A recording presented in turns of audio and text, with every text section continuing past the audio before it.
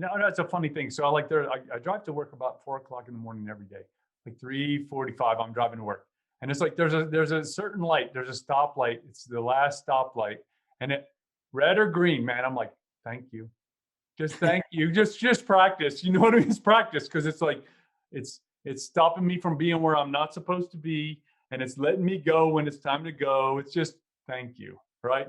And it's just a practice to be properly resonating with the positive nature that is provided to us, right? Well, there's something beautiful in that because it's a practice that then becomes your perspective, and that's to me that's the transformational piece. And a quick story, I mentioned that I used to mentor college students, and I did when we were running our software company. We're also running these spiritual groups at UNC and Ah, State and Duke, and so I worked with probably thousands of young people, that's and cool, man. it was great. It was I really I enjoyed it, and one of the young men from Duke had visited a Trappist monastery near Charleston, West Virginia called Metcalfe Abbey. And so he said, "You got to go down." And I said, I don't think they take kindly to my people down there. But I went down and just found this beautiful. You talk about, they get up at three Right. o'clock every morning. It's a very, very severe order. And I became quite friendly with the monks down there and eventually with the man who became the abbot.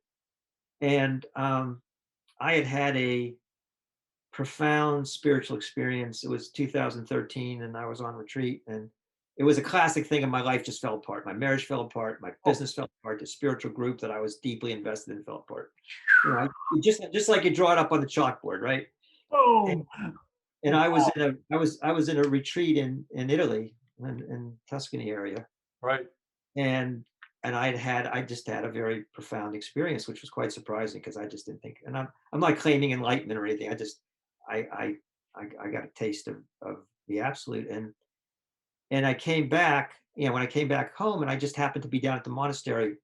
I was in the area for a board meeting, and I drove to see and I saw the abbot, and I said, "Can we talk?" And we said, we were both busy, and we ended up hooking. Anyway, the moral of the story is when I was finally in his office, and he looked at me and he said, "Whatever happened to you is real." He said, "Because you're grateful."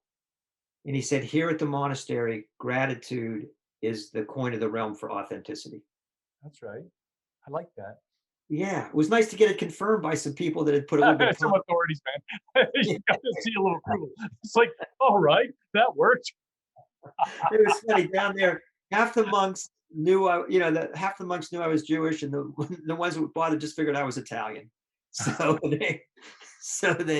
my daughter's Abby is actually named after the Abbey after looking That's at. nice. But it's a beautiful way to live, and you can feel it in human beings who actually have that gratitude, who appreciate that gratitude.